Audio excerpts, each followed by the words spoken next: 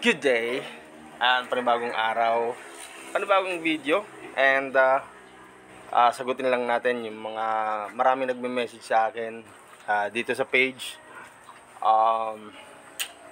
kung paano raw pumasok sa acro, paano mapabilang sa kapatiran ng Alpacaparo, ano mga dapat nilang gawin.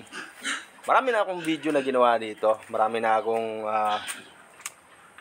nireplyan sa aking TikTok account kung yung mga katanungan na tungkol sa pag-join. Pero tignan natin, bigyan ko lang kayo ng konting hints.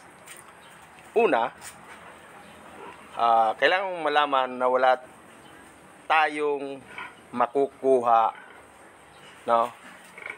Or walang ibibigay ang Alpacaparo sa'yo. Ilagay mo yan sa isip mo. Kung gusto mong pabilang, ikaw dapat handa ka, prepare ka, na mayroon kang magagawa at mayroon kang ibibigay para sa kapatirang Alpacaparo. Number 1. Pangalawa, mentally, emotionally, physically fit ka. Pangatlo, dapat alam mo yung standing ng chapter na papasukan mo. Kasi baka papasok ka, hindi naman pala yun active. Baka pumasok ka sa isang chapter, hindi naman recognized ng council. Baka pumasok ka sa isang chapter na hanggang hazing lang. Hindi naman sa paninira, hindi naman sa pagbibigay ng lamat, no? Pero kailangan mo yan isaalang-alang. Kailangan alam mo din yung papasukan mo. Oo, Alpacaparo din sila. Pero alam mo ba kung paano sila maging isang miyembro ng Alpacaparo?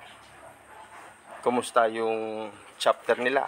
Ano ba yung mga community activity nila?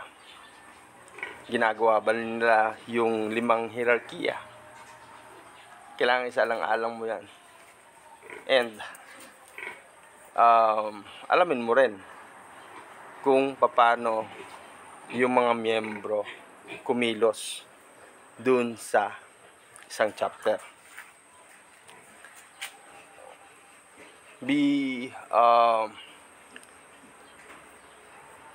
Kailangan mo na maging matalino. No, sabihin natin maganda yung kapatirang Alpacaparo. 50 years na, going to 51 na.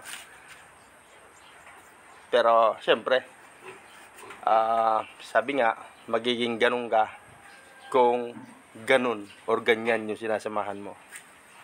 Piliin mo yung sasalihan mo. Pili ka ng chapter na maayos ka and worthy na mapagbigyan ng yung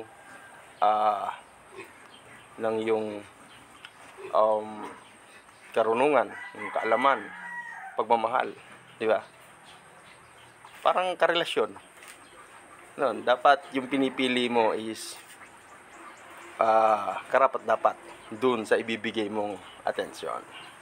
So, yun lang. At sana nasagot ko yung mga katanungan nyo. And sana may natutunan kayo. Sa mga brad, sis, kung mali yung sinabi ko, pasensya. And ito lang is aking opinion. Based lang sa aking